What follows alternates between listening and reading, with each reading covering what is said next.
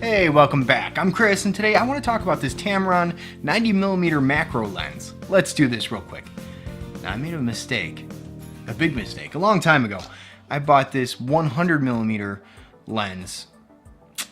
It's not a macro lens. I should have bought the 100mm Canon macro lens a long time ago because, well, this thing and this thing can kind of do the same thing, but this thing does more. The macro lens does more. You can use this 90mm or the Canon 100mm macro lens for portraits as well, and that's what I bought this for, but I didn't know it at the time. I mean, this is going back 18 years. So I made a bit of a mistake where I could have got a macro lens, used it for a portrait lens just the same, it'd be no different, and gotten the added benefit and saved some money. But I didn't do that. So I'm here to tell you, yeah, get a macro lens. Even if you think you're not going to get into macro photography at all, and I mean like you think you're not going to get into photographing bugs and plants and grains of rice or something, you want to get a macro lens because I've dabbled into the world of macro photography before with these extension tubes, and this is a non-electronic extension tube, and it is a pain in the butt to use, but for about $4 it allowed me to get my feet wet and see if I wanted to get a macro lens, if I wanted to spend the money on it. And well, obviously I did. Now, I didn't get the lens that I wanted, the Canon 100mm macro lens. I couldn't find it for a good price, but the Tamron was, well, significantly cheaper. And knock on wood, I haven't had an issue with it at all. And now, this is an older lens. I did buy it used. I should have bought it new. But the motor's a little bit weak, so it does have a little bit of trouble focusing when I have the lens hood on.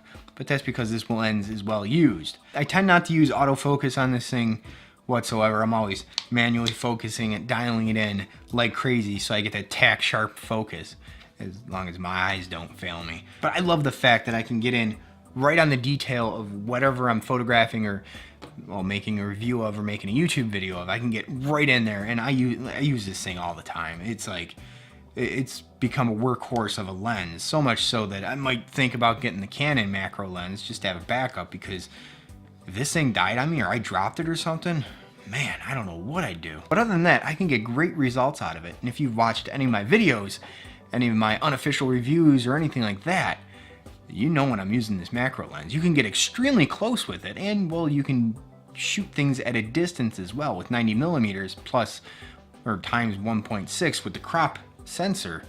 You kind of got a little hefty lens on here, especially if you want to use it for portraits, and you're going to get that bokeh-licious or bokeh-licious background that you want, where everything's out of focus. And I think this has, ooh, you're going to test my knowledge. This either has 7, no, I think it has 9 blades for the aperture, meaning the bokeh balls in the back are going to be more round instead of hexagonal and stuff like that. You're gonna like it for blurry backgrounds and such, but I like it for the fact that you can really, when you're doing any type of like product photography or review or anything like that, you can get right in on the details that, well, you wouldn't normally see. And it's just an added benefit because it opens you up to a whole new world that you would not normally see, and you bring out textures and everything else.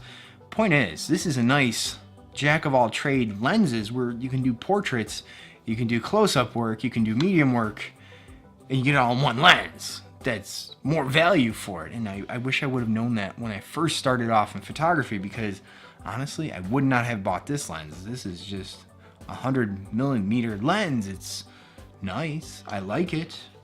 You know, it's a fast lens, but it had a benefit of having macro, and I'm falling in love with macro photography because, like I said, it just opens up a whole new world. Anyways, I'm rambling. So I think we're pretty much done here for today, and I'll see you on the next one.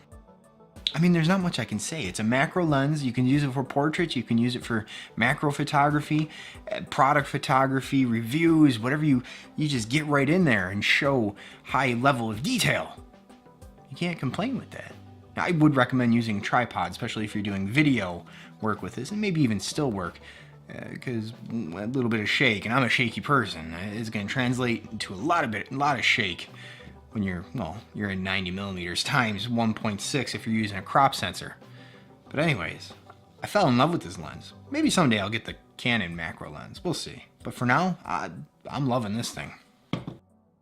Wait. I almost forgot. If you're new here, I welcome you and I thank you for watching and definitely checking out this video. Now, as you can see, this really isn't a technical review. There's plenty of other videos on YouTube for technical reviews. This is just my honest opinion and what I use on a daily basis.